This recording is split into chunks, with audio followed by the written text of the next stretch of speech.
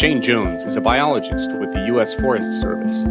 He says a mapping mistake spared these trees when the surrounding forest was logged decades ago.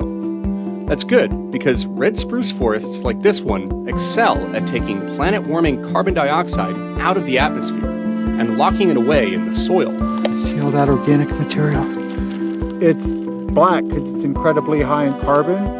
The mountains of Appalachia have lost 90% of their red spruce forests to logging and coal mining. Burning that coal for energy is adding more and more carbon dioxide to the atmosphere. As the planet warms, scientists say the need for forests to remove that CO2 is increasingly urgent. The University of Kentucky's Chris Barton says tropical rainforests get the most attention. But here in the temperate region of the world, in Appalachia, 4 hours away from Washington, D.C., we have billions of trees that potentially we can be planting. Where better, Barton says, than here on the remains of old strip mines?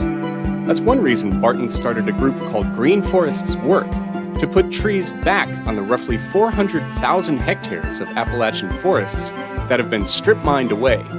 But there's a problem with many of these lands. If you went out and planted trees on these sites, they just didn't grow. The ground was way too, compacted. Water didn't infiltrate. Roots can't penetrate. Oxygen can't circulate in those environments. The solution looks more like a Game of Thrones battleground than a forest in the making. Ripping up the compacted ground will let the trees they plant put down roots.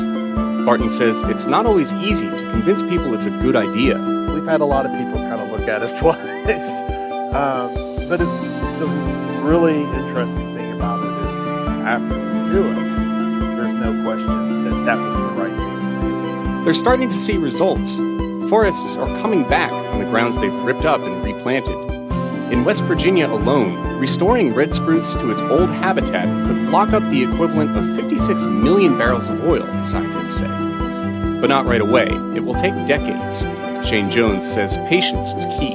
It's really awesome to see a tree planted 8 years ago that's now waist high. But at the end of the day, at the end of my day, we're barely getting started, because our main goal with the restoration work that we do here is to basically take actions to then let nature take over. Around the world, experts say, nature offers powerful tools to fight climate change. Nature works slowly, they say, but it works.